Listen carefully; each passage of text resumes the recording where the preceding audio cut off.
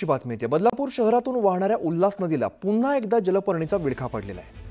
वालिवली परिसरातील नदीपात्रात पाण्यावरती जलपर्णीचं आच्छादन पाहायला मिळतंय। उल्हास नदीतून अंबरनाथ, बदलापूर, कल्याण, डोंबिवली, ठाणे या जिल्ह्यांना पाणी पुरवठा केला जातोय। या नदीमध्ये मोठ्या प्रमाणात सांडपाणी सोडलं जातंय, त्यामुळे नदीच्या प्रदूषणात दिवसेंदिवस वाढ होताना दिसते। दरम्यान सध्या नदीची अवस्था काय आहे तिथून आढावा घेतला आमचे प्रतिनिधी गणेश गायकवाड यांनी।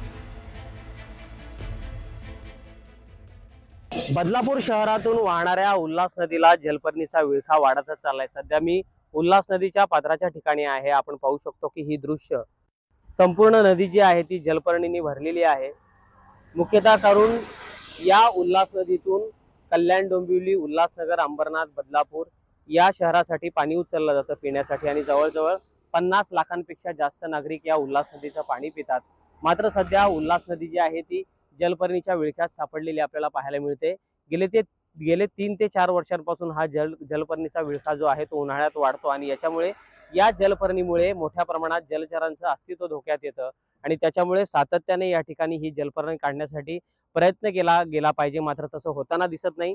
सगुना रुरल फाउंडेशनच्या माध्यमातून जैविक फवारणी करून गेल्या 3 ते 4 वर्षापूर्वी यावर प्रक्रिया केली गेली आणि त्यानंतर जलपर्णी गायब झाली होती। मात्र त्यानंतर सगुना रुरल फाउंडेशनचं काम थांबवण्यात आलं आणि त्यानंतर जलपर्णीचा विळखा पुन्हा एकदा उल्हास नदीला घट्ट झालेला पाहायला मिळतो। त्याच्यामुळे नागरिकांना जे आहे 50 लाखांपेक्षा जास्त लोकांना जो आहे तो दूषित पाणी या नदीतून मिळतं आणि त्याच्यामुळे लवकरात लवकर उल्हास नदीची ही जलपर्णी घालवण्यासाठी प्रशासनाने काहीतरी उपाययोजना करायला हवी।